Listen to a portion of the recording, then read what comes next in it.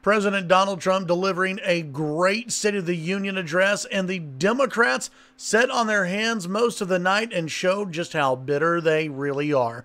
Hey everybody, I'm Chad Hasty, host of the Chad Hasty Show, which airs weekday mornings, 8:30 to 11 a.m. Central Time on News Talk 95.1 FM and 790 a.m. KFYO. So some thoughts after President Trump's State of the Union address. I thought it was quite possibly his best speech yet. The State of the Union address, this was exactly how a State of the Union should go, touting the successes that we've seen, talk about the things that we need to improve on, and then telling stories of average Americans, and then also telling stories about people from other nations who sought freedom, and really told the story of other nations that are our adversaries.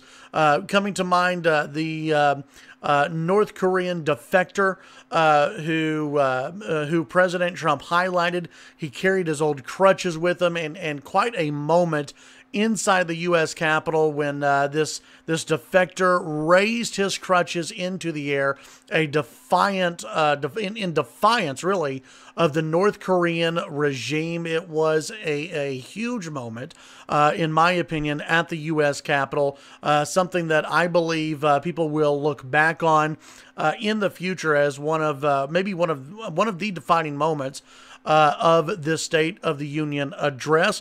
So let's go through the State of the Union address. As expected, President Trump touted the successes of the economy, talked about tax reform. President Trump also laying out his 4 pillars on immigration and an immigration deal, which include legalizing or a pathway to citizenship for about 1.8 million dreamers in exchange for a border wall and enhanced security on the border, an end to chain migration, and an end to the immigration lottery system. It was kind of funny because Republicans didn't really know how to react there, and neither did Democrats. Democrats didn't know how to react either on this. I still say there's no way that a deal gets done on immigration that includes the 4 pillars. You might see a different deal, but an inclusion of all 4 pillars that the president laid out in his State of the Union address, I just don't see it. Speaking of the Democrats and the Democrat reaction, something that a lot of people picked up on, the Democrats showed how bitter they really were. They were not representing the American people. They were representing their own hatred of President Trump, and it was quite embarrassing and I think quite damning for many of those Democrats that sat inside the Capitol during the State of the Union address. There were many times where the Democrats did not stand on applause lines that you would think that they would stand on. For instance, when the president brought up rising wages, the Democrats didn't stand up. The Democrats stayed seated. Some of them clapped, but they stayed seated while the Republicans stood up. The Democrats stayed seated for numerous things, including new manufacturing jobs. Democrats didn't stand up and applaud that. Democrats did not stand up and applaud for record low Black and Hispanic unemployment numbers.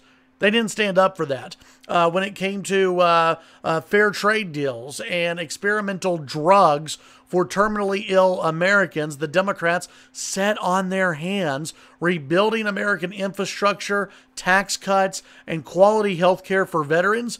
The Democrats sat down. They did not stand up. When the president talked about MS-13, the Democrats sat down. It was quite embarrassing, really. And I saw quite a few tweets that were going on, some by some of you, that the Democrats they did not embrace what many of the American people feel. Instead, they wanted to embrace their own hatred of President Trump. I think this could be used in a lot of campaign ads in the future, as you had members of the Congressional Black Caucus, you had Hispanic lawmakers, black lawmakers who were sitting on their hands when President Trump was touting low unemployment numbers. So they don't want to applaud that. They rather show their hatred towards the president. It was quite sickening, really, to watch that. The president also, during this, he was talking about, of course, the need for immigration, and I want to go back to that real quick because the president had a couple of really great lines, and I apologize, I'm going through my notes here on this, and the president during this said that, let's see, tonight I am extending an open hand to work with members of both parties, Democrats and Republicans, to protect our citizens of every background, color, and creed. The president said, "My highest loyalty, my greatest compassion, my constant concern is for America's children, America's struggling workers, and Americans' forgotten communities." And the president also threw in the line, "Americans are dreamers too." This was a huge line in his speech. The president took on the gang MS-13, which I thought was wonderful. Democrats obviously did not like that. The president also talked about foreign aid and how foreign aid should only go to friends of America and not the enemies of America, something that Democrats once again set on their hands, and they did not want to applaud the president on that. There were many great moments, I believe, during the president's speech. I would love to see what you thought were the good moments from President Trump's speech. You can write them in the comments section below. One of my favorite things, too, because the Democrats just wanted to sit on their hands. They didn't want to do anything. Remember Nancy Pelosi? Did you see Nancy Pelosi when she was doing that? It's like she had a Werther's Original or 3 or 4. Maybe she had something in her teeth. She wanted to get it out. I don't know. But you know, she did anything to prevent standing for the president of the United States. It was despicable. I mean, can you imagine if Republican lawmakers in President Obama's first State of the Union address would have acted like the Democrats did in President Trump's? The media would go crazy. The media would have gone nuts. Listen, folks, this was an absolute fantastic speech from President Trump. It was brilliantly put together as well. And Jonah Goldberg, I believe, pointed this out from National Review, that it was front-loaded with a lot of patriotism and a lot of nods to the U.S. economy, because that was early on in the speech. That's when a lot of people are watching. People tune out of these things pretty quickly. And they watched as Democrats sat on their hands during times when most people would stand up and applaud. We're seeing rising wages, we're seeing low unemployment among Hispanics and among African Americans, things that most people would clap about.